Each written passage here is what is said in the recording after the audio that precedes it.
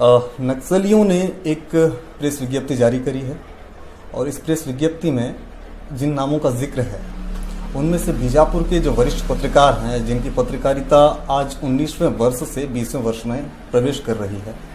पूर्ण वयस्क जिनकी पत्रकारिता है, जिले के लिए इन्होंने जो कार्य किए हैं, उत्तरोत्तर हम लगातार इन्हें वॉच करते हैं, इन्हें फॉलो करते हैं, इन्हें हम देखते आए हैं। गणेश मिश्रा, यह नाम शायद ही कोई ऐसा शख्स होगा जिसने नहीं सुना होगा। पत्रकारिता के क्षेत्र में बीजापुर और बस्तर को इन्होंने जो पहचान दी और इनका जो कार्य है वो किसी से छिपा नहीं है। आज नक्सलियों के प्रेस नोट में इन पर जो आरोप लगते हैं वे कारपोरेट घरानों से ताल्लुकात रखने और सरकार की नीतियों या फिर एजेंडे को धरातल पर पत्रकारिता के माध्यम से लाने के और उन्हें मूर्त रूप देने के आरोप लगते हैं। इस बात से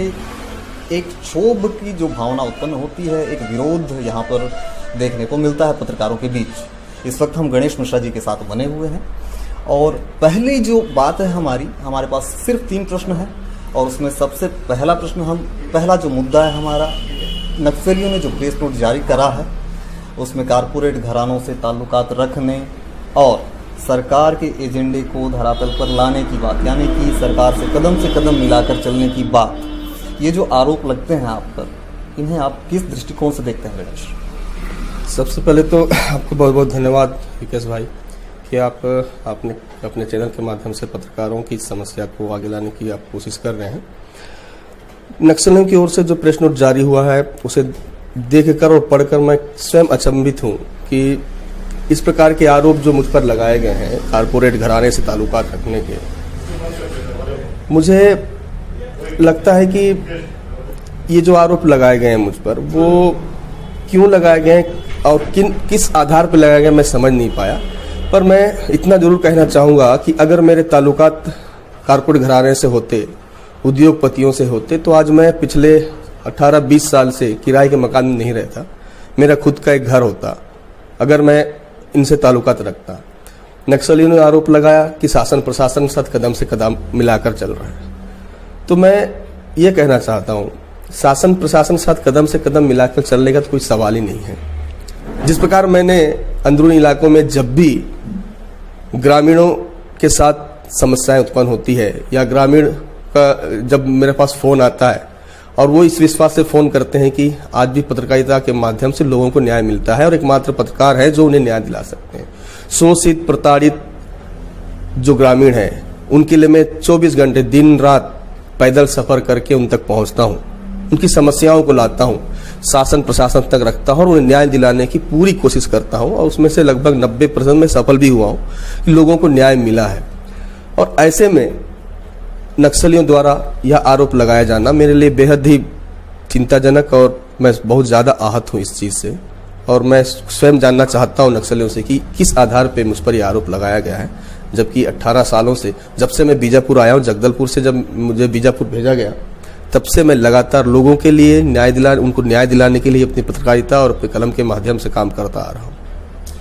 बिल्कुल, आपकी पत्रकारिता को हमने बेहद करीब से देखा है। कई ऐसे रिपोर्ट्स जिनमें आपके साथ हम अंदरूनी इलाकों में गए हैं गणेश, ऐसे अनुभव जो इस वक्त हम साझा नहीं करेंगे, हम आने वाले समय में हमारे दर्शकों को और उन लोगों को जो इन चीज़ों के लिए जिम्मेदार होंगे, हम उन तक ये बातें ज़रूर पहुँचाएंगे, हम अपने अनुभव भी शेयर करेंगे। गणेश जी के साथ हमने जिन रिपोर्ट्स पे काम करी है, 20 सालों की पत्रकारिता आपकी और सिला, ये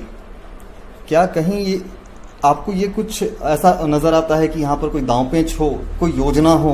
कि साजिशन आप पर एक आरोप मढ़ने की कोशिश की जा रही हो, आपका नाम खराब करने की कोशिश की जा रही है? बिल्कुल, आप जो बोल रहे हैं युकेश भाई, ये हो सकता है कि कोई इसके पीछे हो और मेरी छवि धूमिल करने की कोशिश कर रहा हो, पर इतने सालों की जो आप बात कर रहे हैं, आप लोग भी मेरे साथ ऐसे कई जगहों पर रिपोर्टिंग करने गए हैं। मैं याद दिलाना चाहूँगा, जब भी फर्जी मुठभेड़ों की बात आती है तब हम सबसे पहले उस स्पॉट पे जाते हैं। मेरे साथी काफ़ी लोग हैं जो मेरे साथ वहाँ जाते हैं। सारकेगुड़ा का मामला हो या एडेसमेट्टा का मामला हो, पैदल 2-3 पहाड़ियाँ चढ़कर पैदल हम वहाँ पहुँचे थे।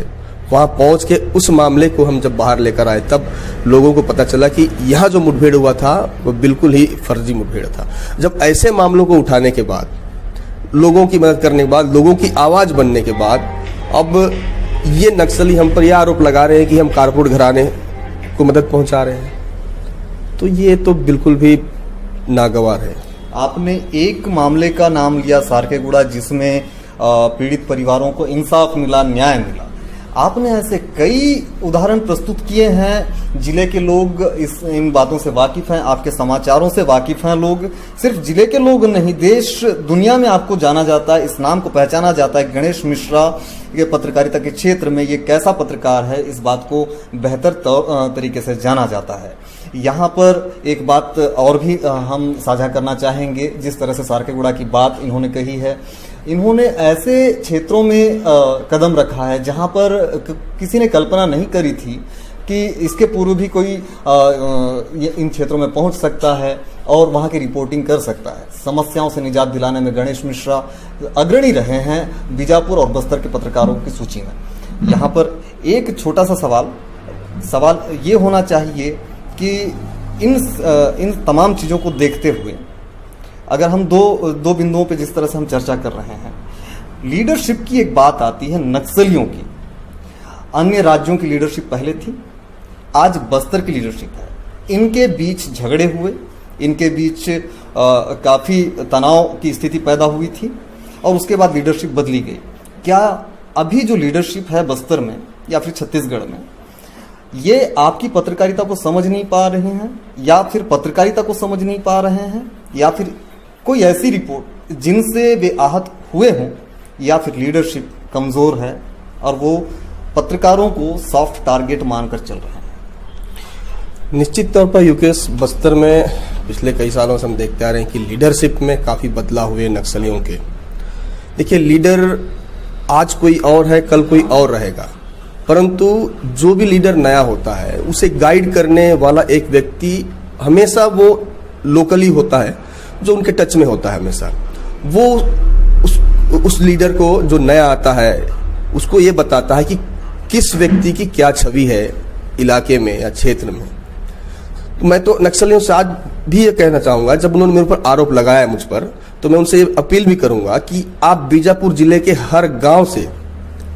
एक व्यक्ति या दो व्यक्तियों से आप पूछ लीजिए कि गणेश मिश्रा ने क्या कभी किसी का नुकसान किया है, या क्या कोई ऐसी रिपोर्ट उन्होंने बनाई है जिसको लेकर किसी ग्रामीण को नुकसान हुआ है। मुझे तो ऐसा कोई भी रिपोर्ट याद नहीं है जिससे कभी नक्सलियों को नुकसान हुआ हो या ग्रामीणों को नुकसान हुआ हो, या मैंने कभी प्रशासन के कदम से कदम मिलाकर या उसकी कोई चापलूसी वाली खबर लिखी हो। मैं आज तक ऐसी किसी खबर मुझे याद नहीं है जो मैंने लिखा हो कि या इससे किसी को नुकसान हुआ और किसी को लाभ पहुंचा हो। हाँ, लाभ जरूर पहुंचा है, उनको पहुंचा है जो ग्रामीण हैं, जो प्रताड़ित हैं, शोषित हैं, उन्हें जरूर लाभ पहुंचा है। मेरी खबर से उनको न्याय दिलाने की मैंने पूरी कोशिश की थी। आपकी रिपोर्ट्स की अगर बात करें गणेश, तो हमने आपके रिपोर्ट्स को लगातार ऑब्जर्व किया, लगातार हम आपके रिपोर्ट्स पर नज़र बनाए हुए रखे। हमने गणेश मिश्रा के ऐसे रिपोर्ट्स पर नज़र डाली है जिनकी साख जो है वो सिर्फ यही नहीं, सिर्फ जिले की बात नहीं, सिर्फ संभाग की बात नहीं, सिर्फ प्रदेश और देश की बात नहीं, अंतर्राष्ट्रीय स्तर पर ख्याति बटोरने वाले रिपोर्ट्स भी हमने देखे हैं गणेश मिश्रा। तो गणेश मिश्रा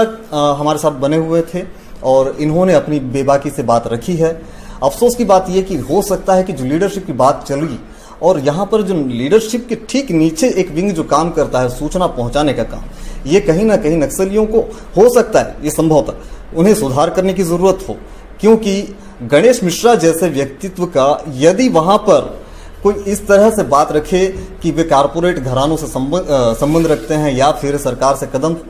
कदम मिलाकर चलते हैं, तो इस बात का खंडन सिर्फ और सिर्फ नक्सलियों को ही नहीं करना होगा, बल्कि गणेश मिश्रा के नाम से जो पर्चा जारी किया गया है, इनके साथ बाकी पत्रकारों की जो सूची जारी करी गई है, हम समझते हैं कि नक्सलियों को इसका खंडन करना चाहिए। ना सिर्फ इतना ही, बल्कि नक्सलियों की सूची में जब एक नाम चढ़ जाता है तो वो कभी उतरता नहीं है, और हम पत्रकार इस बार लगे हुए हैं कि ये नाम इस बार उतरने चाहिए, क्योंकि यहाँ पर अब नेमीचंद जैन और साईं रेड्डी को हम दोहराने नहीं देंगे।